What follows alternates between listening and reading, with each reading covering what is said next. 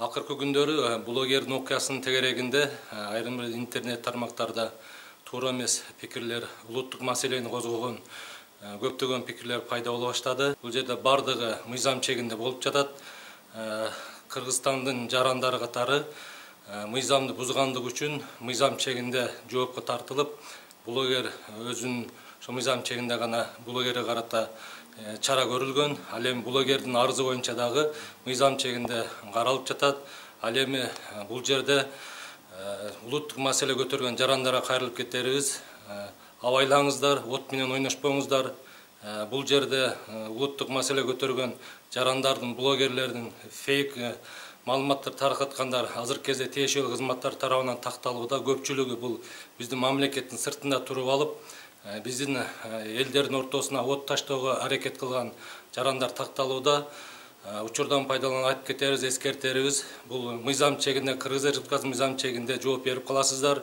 Ар кандай туура эмес маалыматтарды таркатуудан токтоңуздар. Сизди чакырып кетебиз. Бул мыйзамдуулукка, токтоолукка, бул жерде эч кандай бир улуттук маселе көтөрө турган эч кандай иш болгон эмес. Чагымчылардын туура эмес маалыматтарына берилбеңиздер.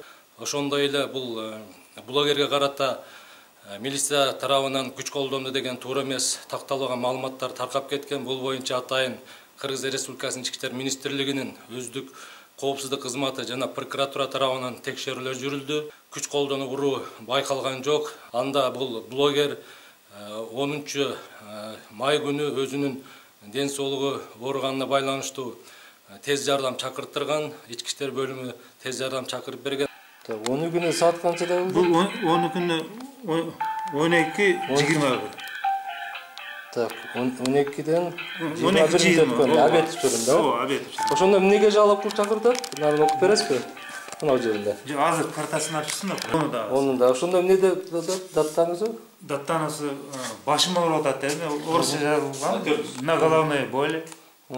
Общая слабость, беспокойство. Бул 10 майдагы. Майдагы. А 12сине дагы чакырды. Сырткары соттон кийин 1 айга башкаруу чарасы камакка алынды деген чечим чыккандан кийинки эртеси күнү ошол өзүнүн ооругандыгы боюнча 12 май күнү дагы тез жардам чакыртырган. Бул конечность боль нижней конечности деп эле. Жало ошол. Жало. Түшүнүктүү. Эгер денесинен тыктык же бир Андай болсо сөзсүз айтат. Бир жери көгөргөн болсо жазылмагы. Тем более бул бала айтат да. Земден ылдый ооруп атат, анан слабый болду дептир. Рахмат. Сиз бул жерде ким болуп иштейсиз? Мен бул жерде старший фельдшер болуп иштейм. Скорый помощь, тез жардам. Мен иштейм ответственный. Аты жөнүңүз? Абдугана. Фамилияңыз? Рахманов.